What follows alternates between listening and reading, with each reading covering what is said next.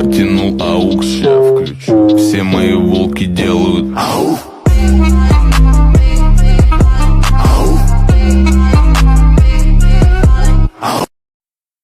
Apakah hadir?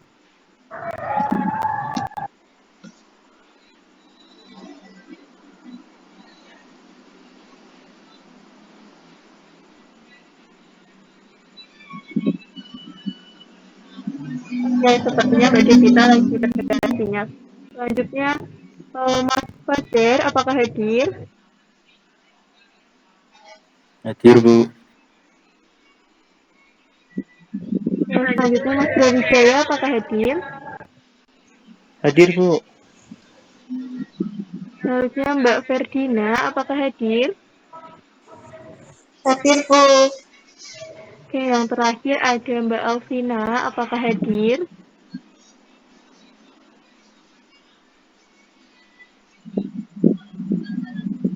Oke, sepertinya Mbak Alvina lagi terkendala sinyal juga ya. Nah, untuk itu, sebelum kita memulai pembelajaran, sebaiknya kita berdoa terlebih dahulu ya anak-anak. Berdoa akan Ibu pimpin. Berdoa mulai.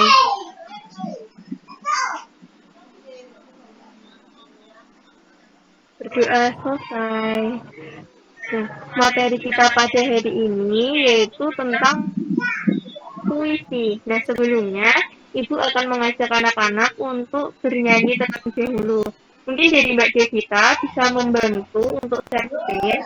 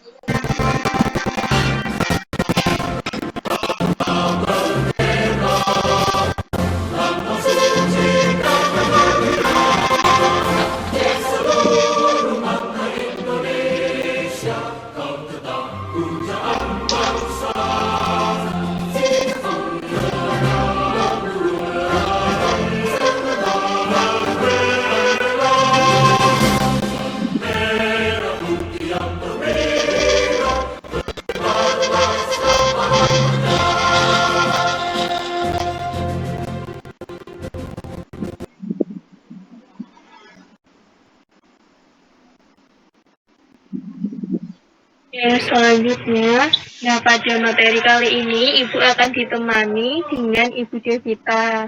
Nah, Ibu Devita ini akan menjelaskan kepada anak-anak semua tentang materi, tentang puisi. Nah, sebelumnya Ibu Devita bisa memperkenalkan terlebih dahulu ya.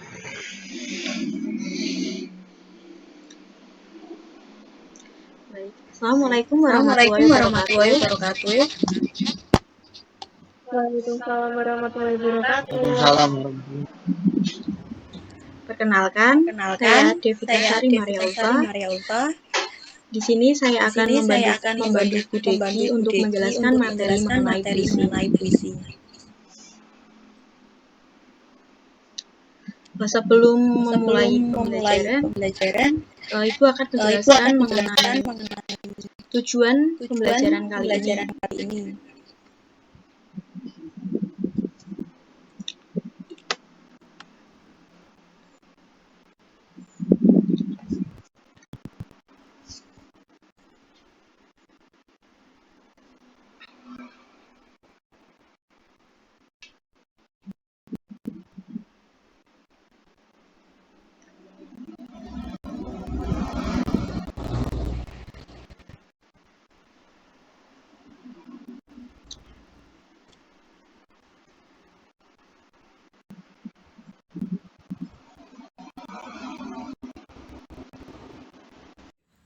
Untuk hari ini kita akan mempelajari mengenai puisi.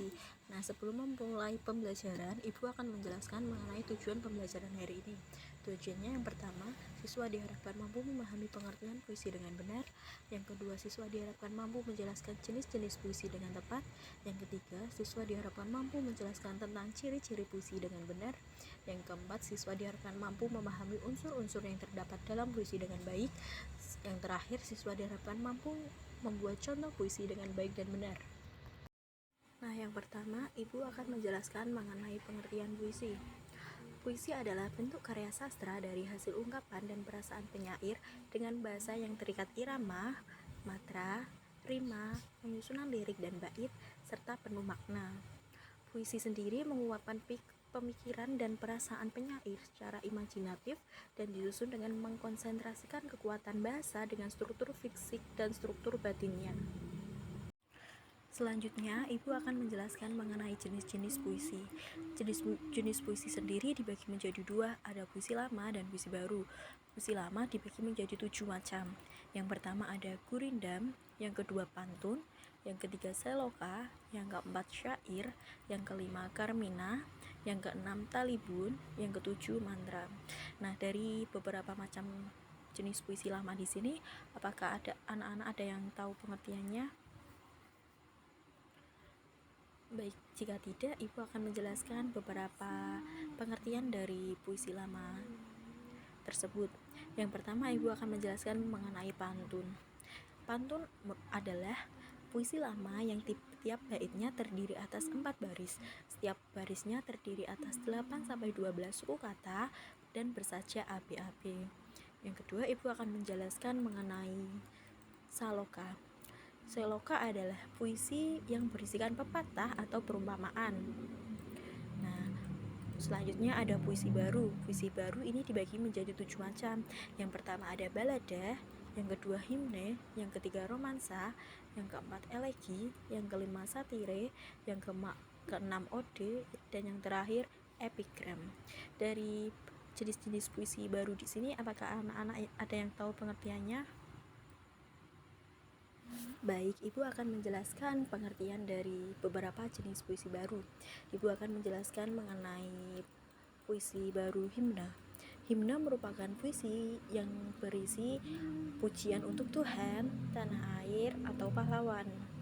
Yang kedua, Ibu akan menjelaskan pengertian mengenai puisi romansa.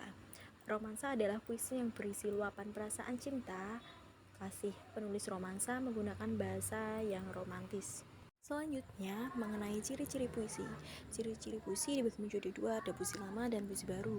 Untuk puisi lama memiliki ciri-ciri yang pertama, puisi lama memiliki aturan atau pola tertentu. Yang kedua, umumnya puisi lama merupakan puisi rakyat. Selanjutnya, pada puisi lama nama pengarang tidak diketahui. Puisi lama umumnya merupakan sastra lisan yang disampaikan dari mulut ke mulut. Untuk ciri-ciri puisi baru yaitu bentuk baitnya rapi dan simetris. Puisi baru memiliki persajakan akhir yang teratur. Terus biasanya puisi baru menggunakan pola sajak pantun, syair, dan yang lainnya. Pada puisi baru, sebagian besar terdiri atas 4 seuntai. Puisi baru tiap-tiap barisnya terdiri atas sebuah gatra atau kesatuan sintaksis. Puisi baru pada umumnya setiap gatranya terdiri atas 2 kata atau 4-5 suku kata. Selanjutnya mengenai unsur-unsur puisi. Unsur-unsur puisi dibagi menjadi 2, ada unsur intrinsik dan unsur ekstrinsik. Unsur intrinsik merupakan unsur-unsur puisi yang dibangun dari dalam. Nah, unsur-unsur intrinsik ini dibagi menjadi 9. Yang pertama ada tema, kedua rasa, ketiga nada, keempat amanat atau tujuan, yang kelima gaya bahasa, yang keenam rima, yang ketujuh tipografi, yang kedelapan imaji, yang kesembilan kata konkret. Nah, di sini Ibu akan menjelaskan satu persatu pengertian dari unsur-unsur intrinsik tersebut. Yang pertama tema. Tema adalah pokok pikiran dasar untuk mengembangkan dan membuat puisi. Yang kedua rasa. Rasa merupakan sikap penyair terhadap pokok permasalahan yang terdapat dalam puisinya. Yang selanjutnya nada. Nada merupakan sikap penyair terhadap pembacanya. Yang keempat ada amanat. Amanat adalah pesan yang ingin disampaikan pengarang kepada pembacanya. Yang kelima gaya bahasa. Yang selanjutnya ada rima. Rima adalah kesamaan nada atau bunyi. Yang selanjutnya ada tipografi. Tipografi merupakan bentuk penulisan puisi. Selanjutnya ada imajinasi. Imaji merupakan rangkaian kata yang dapat memperjelas apa yang ingin disampaikan oleh penyair karena mengunggah rasa imajinasi kepada pembacanya. Yang terakhir ada kata konkret. Kata konkret merupakan pilihan kata yang membuat segala hal terkesan dapat tersentuh. Nah, selanjutnya ada unsur ekstrinsik puisi. Unsur ekstrinsik puisi merupakan unsur-unsur puisi yang membangun dari luar. Unsur ekstrinsik ini dibagi menjadi 3, ada unsur biografi, unsur sosial, dan unsur nilai. Unsur biografi merupakan latar belakang pengarang. Untuk unsur sosial merupakan berkaitan erat dengan kondisi masyarakat ketika puisi itu dibuat. Yang terakhir ada unsur nilai. Unsur nilai dalam puisi ini meliputi unsur yang berkaitan dengan pendidikan, seni, ekonomi, politik, sosial, budaya, adat istiadat, hukum, dan lain-lainnya. Nah, pembelajaran hari ini telah selesai. Ibu sudah menjelaskan mengenai pengertian, ciri-ciri, unsur, dan jenis-jenis puisi. Untuk contoh puisi, Ibu akan menjelaskan untuk pertemuan berikutnya. Apakah anak-anak ada yang ingin ditanyakan? Baik, jika tidak, Ibu akan mengalihkan pelajaran kepada Bu Deki. Oke, baik, terima kasih kita telah membantu saya untuk menjelaskan materi tentang puisi. Nah, sebelumnya dari anak-anak sendiri terlihat sangat paham sekali dengan materi yang telah disampaikan. Mungkin dari saya akan memberikan sedikit kesimpulan terkait puisi lama dan puisi baru. Nah, puisi lama ini lebih terikat dengan peraturan seperti saja, rima, dan lain-lain. Kalau puisi baru ini tidak terikat dengan peraturan. Seperti itu ya video kita. Nah, baik. Terima kasih sebelumnya. Untuk itu, kita tutup pembelajaran pada siang hari ini. Kita berdoa terlebih dahulu. Berdoa mulai. Berdoa selesai. Terima kasih kembali untuk Bu Devita. Untuk itu bisa mengakhiri pembelajaran pada siang hari ini. Assalamualaikum warahmatullahi wabarakatuh, anak-anak semua.